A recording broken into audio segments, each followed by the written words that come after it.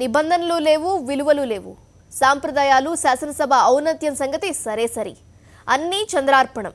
సభ హుందాతనం గురించి తరచూ లెక్చర్లు ఇచ్చే ముఖ్యమంత్రి చంద్రబాబు నాయుడు సభా సాంప్రదాయాలన్నింటినీ తొంగలో తొక్కారు. విలువలను పాతాళానికి దిగజార్చారు. సభలో తమకు స్పష్టమైన మెజారిటీ ఉన్న ద్రవ్య వినిమయ బిల్లుపై ఓటింగ్ జరపకుండా పలాయనం చిత్తగించారు. ప్రతిపక్ష వైఎస్ఆర్సీపీ సభ్యులంతా ముక్త కంఠంతో డివిజన్కు డిమాండ్ చేస్తున్న నిబంధనలకు విరుద్ధంగా సభా మర్యాదను మంటగలుపుతూ మూజువాణితో మమ అనిపించారు.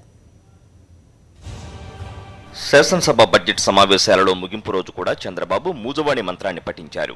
ప్రభుత్వంపై అవిశ్వాసం పెట్టిన సందర్భంలోనూ అధికార పక్షం ఇలానే వ్యవహరించింది. నిబంధనలకు తిరోధకాలిచ్చింది, విలువలకు పాతరేసింది. బుధవారం మూజువాణి ఓటుతో ప్రభుత్వం పారిపోయే ప్రయత్నం చేస్తున్నప్పుడు ప్రతిపక్ష నేత వైఎస్ జగన్మోహన్ రెడ్డి కౌలన్ షక్దర్లోని నిబంధనలను సభకు వివరించే ప్రయత్నం చేస్తుంటే మైక్ కట్ చేశారు. ఇక మాట్లాడే అవకాశమే ఇవ్వలేదు. కౌలన్ షక్దర్ అధ్యక్ష, పేజ్ నెంబర్ 970, 971. అధ్యక్ష, ఏ విషయంలో అయినా కూడా ఒక క్వశ్చన్ వచ్చినప్పుడు ఆ క్వశ్చన్ మీద వాయిస్ ఓట్ అనేది అడిగినప్పుడు voice vote will have to lead, voice vote would have to lead for division అడిగే అధికారం మాకుంది అని చెప్పేది. మీరు కన్నా వాయిస్ ఓట్ అడిగే ఏ క్వశ్చన్ అయినా కూడా it would lead to division. అధ్యక్ష, నేను ఒకటే అడుగుతా ఉన్నాను అధ్యక్ష, వీళ్ళు ఎటువంటి దారుణమైన పరిస్థితిలో ఇవాళ తెలుగుదేశం పార్టీ వాళ్ళు చంద్రబాబు నాయుడు గారు సభ నడిపే కార్యక్రమం చేస్తూ ఉన్నారంటే, వీళ్ళు వేరే పార్టీ బీఫాముల మీద గెలిచిన ఎమ్మెల్యేలుతో తీసుకుంటారు, అవినీతి డబ్బుతో కొనుగోలు చేస్తారు, ప్రలోభాలు. ప్రజలంతా చూస్తున్నారన్న బిరుకు లేకుండా నిస్సిగ్గుగా సభా సంప్రదాయాలను ఇలా తుంగలో తొక్కడం, ప్రతిపక్షం గొంతు నొక్కడం మునుపెన్నడూ ఎరగమని విశ్లేషకులు అంటున్నారు. ఫిరాయింపు ఎమ్మెల్యేలపై అనర్హత వేటు పడకుండా కాపాడుకోవడం కోసమే ఓటింగ్ జరగకుండా ప్రభుత్వం జాగ్రత్త పడుతున్నదని విమర్శకులు అంటున్నారు. ఓటింగ్ జరగకుండా కాపాడుకునేందుకు స్పీకర్ వ్యవస్థను రాష్ట్ర ప్రభుత్వం దుర్వినియోగపరచడం దారుణమని వ్యాఖ్యానిస్తున్నారు.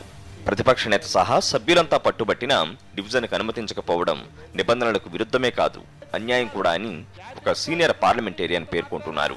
ప్రతిపక్ష నేత లేచి నిలబడి నిబంధనలను చదివి వినిపిస్తుంటే పట్టించుకోకుండా పదే పదే మైక్ కట్ చేయడం దారుణమని వారు వ్యాఖ్యానిస్తున్నారు. ఇలా ఈ వ్యవస్థలో ప్రతిపక్షం గొంతు నొక్కిన సందర్భాలు మునుపెన్నడూ కనీవిని ఇరగమని విశ్లేషకులు విస్మయాన్ని వ్యక్తం చేస్తున్నారు. డివిజన్ ఆఫ్ ఓట్ను కోరడం అనేది రాజ్యాంగపరంగా ప్రతిపక్ష సభ్యులకు లభించిన హక్కు.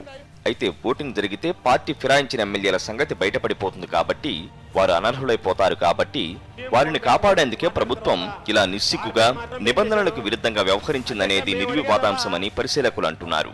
ఇక సభ్యుల బలాబలాలను ప్రకటించేటప్పుడు వైఎస్ఆర్సీపీ ఎమ్మెల్యేలు 67 మంది అని స్పీకర్ ప్రస్తావించడం గమనార్హం. వాస్తవానికి ఫిరాయించిన ఎమ్మెల్యేలు 10 మంది, సస్పెన్షన్కు గురైన ఒక ఎమ్మెల్యేని తీసివేస్తే వైఎస్ఆర్సీపీ సభ్యుల సంఖ్య 56 మాత్రమే. కానీ స్పీకర్ అత్యంత జాగ్రత్తగా 67 అని ప్రస్తావించారు. ఫిరాయించిన ఎమ్మెల్యేలపై అనర్హత వేటు వేయడానికి సాంకేతికంగా కూడా ఎలాంటి అవకాశం లేకుండా చేయడానికే స్పీకర్ ఇలా ప్రకటించారని ప్రతిపక్ష సభ్యులు విమర్శిస్తున్నారు.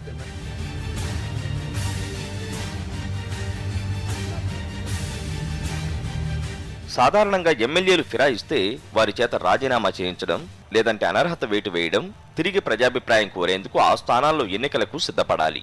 కానీ అధికార పక్షం ఈ మూడింటికి సిద్ధంగా లేదు.